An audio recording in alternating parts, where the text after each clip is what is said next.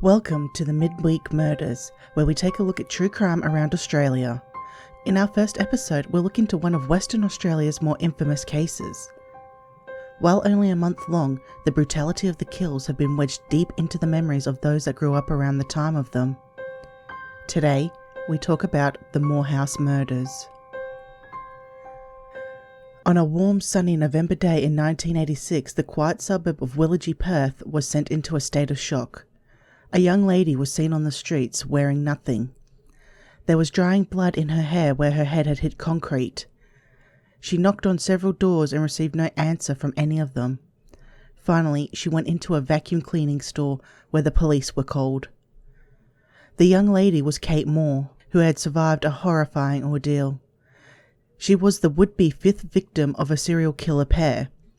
Thanks to Kate's bravery and ingenuity, she was responsible for putting away the couple, simply known as the Bernies. Now, some of you, dear listeners, may remember the year of 1986, but I can assure you that 1986 in Western Australia was much different from the rest of the world. Perth is a laid-back city, never taking anything too seriously. It almost feels like an old town, people enjoying the day, not rushing around. Over the course of a month, 5 families were destroyed. David John Burney didn't have the greatest start to life. His home life was a dysfunctional mess and he had dropped out of school at the age of 15. He became an apprentice jockey at Ascot Racecourse, where his true colours began to shine. He was known to physically abuse the horses. During the same year, he attempted to rape an elderly woman where he was boarding. Catherine Margaret Harrison met David when she was 12 and began a romantic relationship with him when she was 14. Her mother passed away during childbirth, and her father sent her to live with her maternal grandparents.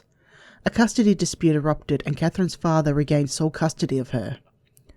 Her relationship with David led her down a path of crime, which led to her spending a year in juvenile detention.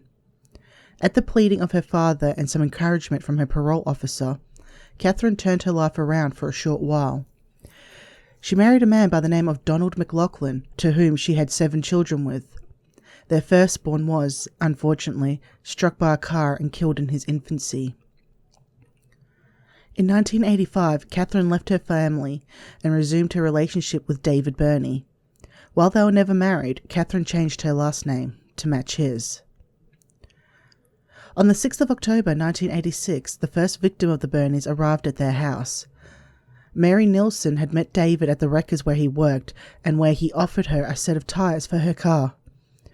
When she arrived, she was gagged, chained to a bed and raped by David while Catherine observed. Mary was taken to Glen Eagle along Albany Highway in Bedfordale. She was raped again and then strangled with a nylon cord before she was buried in a shallow grave. Mary was studying psychology when she was murdered and would have graduated a year after her death. 2 weeks later, 15-year-old Susanna Candy was taken when she was hitchhiking along Stirling Highway in Claremont.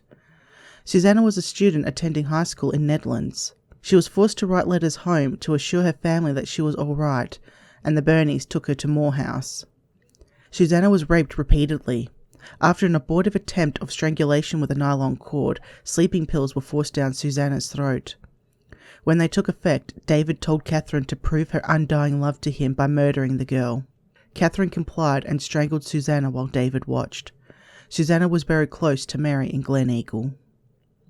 Catherine explained that she murdered Susanna because she wanted to see her strength within.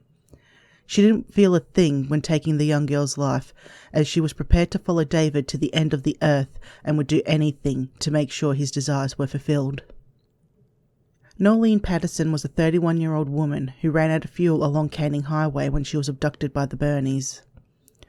Like the others, she was taken to Moorhouse where she was repeatedly raped by David. Unlike the others, Norleen was kept prisoner for 3 days as David formed some kind of emotional attachment to Norleen. Catherine became jealous of the attachment David showed for Norleen. She eventually gave him an ultimatum: kill Norleen or Catherine would kill herself. David immediately forced an overdose of sleeping pills and strangled Norleen while she slept. Norleen was taken to Glen Eagle, but was buried away from the others. The police report that Catherine supposedly spat on Norleen's grave when she showed the location. Less than 24 hours later, Denise Brown was abducted from a bus stop on Sterling Highway. Like the others, Denise was repeatedly assaulted by David. The next afternoon, Denise was taken to Wanneroo Pine Plantation, where she was raped in the Bernies' car while they waited for nightfall. Denise was dragged from the car at night, raped, and then stabbed in the neck by David. Believing her dead, the couple placed her in a shallow grave. Denise sat up and David struck her in the head twice with an axe. Denise was buried again. November 9th was the abduction of Kate Moore. On November 10th, Kate escaped the Moorhouse through a window. When she was finally taken to the police, she explained her ordeal. The police were skeptical at first, but Kate was smart. She told them that the Bernies had watched Rocky on video and that she had planted a picture in the house as proof of her being there. The police searched the house and found the picture exactly where Kate said it would be and a copy of Rocky in the VCR. David and Catherine Burney were both sentenced to 4 life terms of imprisonment. David hung himself in October of 2005. Catherine is still alive, serving her sentence. Mary Nilsson, Susanna Candy, Nolene Patterson, Denise Brown, and Kate Moore, the victims of a sadistic pair who were brought to justice by the courage of one young lady. Kate, wherever you are, I hope you are safe and have everything you ever dreamed. Thank you for listening to Midweek Murders. I will have the links in the description if you wish to read for yourself about Kate's bravery or the twisted nature of David and Catherine Burney. Until next week, stay safe.